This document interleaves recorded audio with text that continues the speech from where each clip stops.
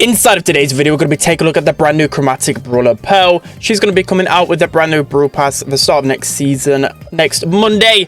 And I'm going to give you guys a full breakdown, giving you guys the best star powers, gadgets, gears, and of course the best matchups, counters, and then finally giving you like a ranking of where she'll fare in the meta. So straight away, we're going to be taking a look at her basic stats and comparing to the old Power 11, so you guys can get a better understanding. So she has 8,400 HP, which in the old Power 11 system is around 6,300 health. So that's very comparable to brawlers like Fang, Buzz, Carl. So she's like somewhat of a semi-tanky brawler. I'll probably put her towards that category. And then also in terms of damage, then, well, it actually, if you actually see the gameplay, it charges with 12 seconds her heat. So the more you heat up, the more damage you'll be putting out. So just to compare some numbers, she deals 5,281 damage at maximum heat with one ammo. So if you compare that to the old Power 11, that's around 3,960 damage and around 800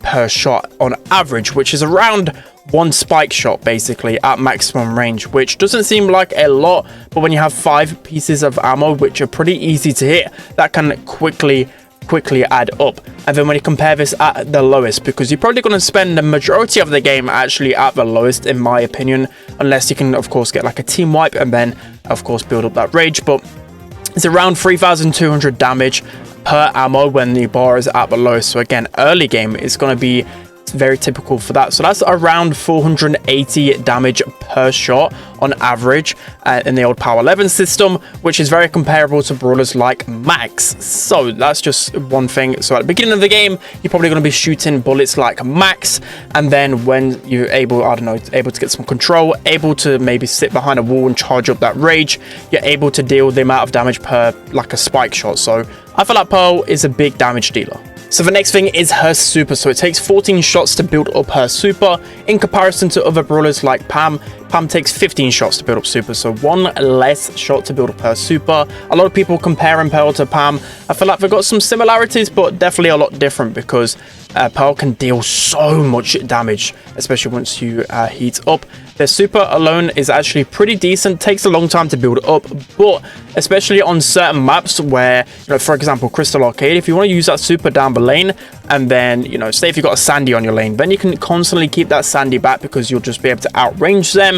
I think it's pretty good. It deals 3,100 damage as well, which is pretty good as well, and it has a knockback feature, so a lot to like about the super. The only thing is, well, you actually get to use the super much because it takes a long time to build up. So now we're going to be going through Pearl's kit, starting off with the first gadget, Overcooked. So Overcooked, it would deal an extra 60% damage over 3 seconds, so it actually depends on how far you're heated up. So if you're barely heated up, you're going to be dealing less damage with this gadget, but if you're fully heated up, you can get an extra 852 damage per 3 ticks, so that's 2,550 damage over 3 seconds. I think that's pretty good. Pearl's second gadget is called Made with Love. So essentially, with Pearl's next attack, when she shoots it onto an ally, it will heal 25% of the damage that you'd usually do. So in comparison, obviously this matters on the heat bar that's actually put out, but say at maximum damage you deal 5,300, divide that by 4 and it's around 1,300 HP that you'll be able to heal up your teammates over time. So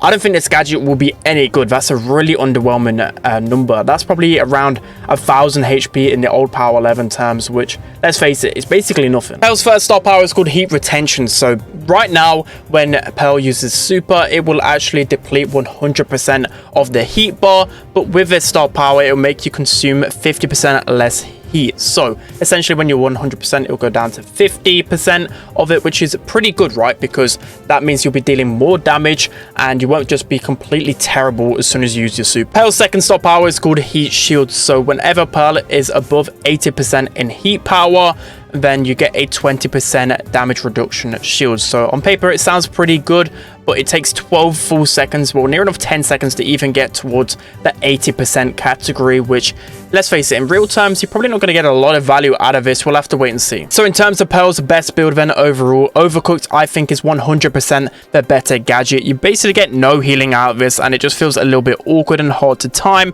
So Overcooked for the gadget. In terms of the star powers, both of them just feel a little bit meh there, I feel like the heat retention probably will be a little bit better, even though it takes a long time to get your super. I just feel like, especially because you can keep that additional damage once you use super, I think it's pretty nice, and you can keep cycling pretty well. Whilst heat shield, I don't know, feels a little bit awkward. I don't know whether you'll actually be at full heat a lot of the time.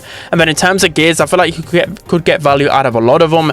If one of the gadgets is pretty strong, then of course gadget charge could be pretty good, but overall I feel like the safe option could be health and damage. You'll get a lot of value out of it, and also the speed gear. So now moving on to Pearl's best matchups, counters, and also her hypercharge. She actually has a hypercharge. I think upon release we'll have to wait and see, but essentially the hypercharge makes it so around 4.5 seconds when she uses a super, there's like a burning area left behind, so kind of like a big spike super.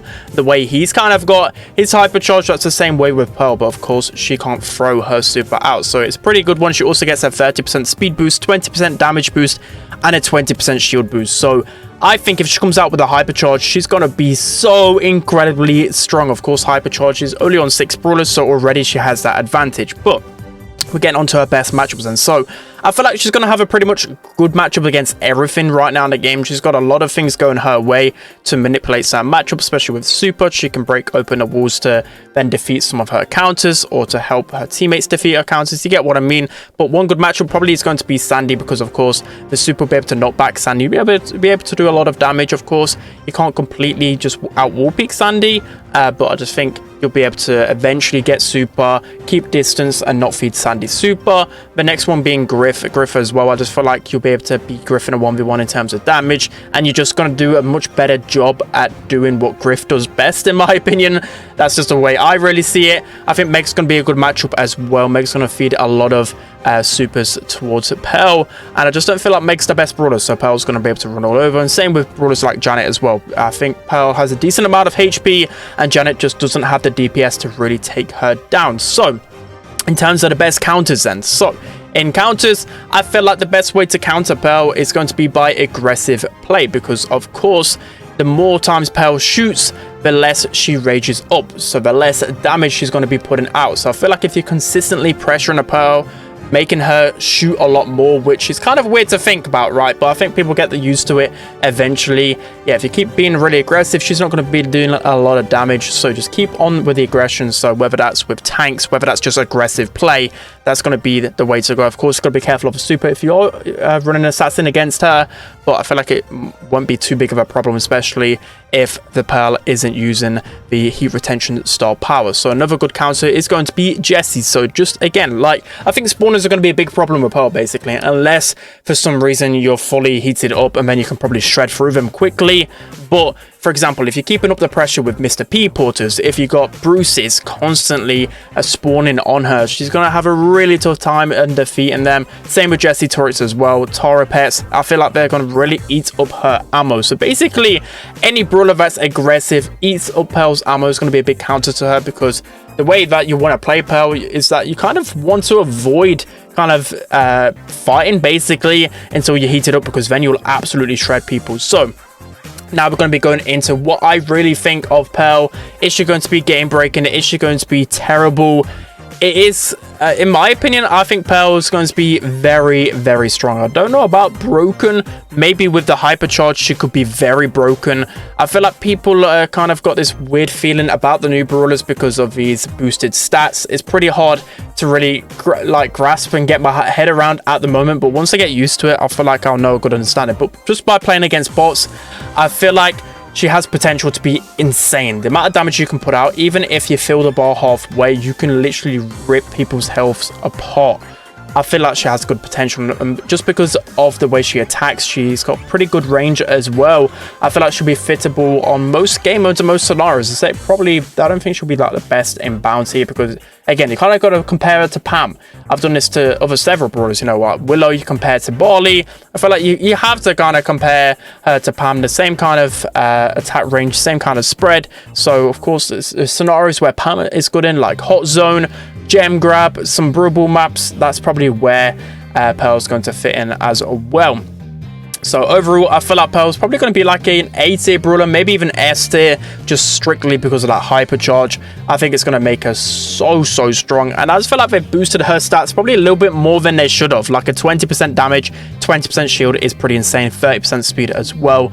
But make sure to subscribe to keep up with all the sneak peeks. And as soon as she drops, I'll be pushing her and giving you guys an exact rank on how she is in the meta. But that's going to be it for today's video, guys. I hope you enjoyed it. Don't forget to like, comment, and subscribe. And I'll see you guys next time.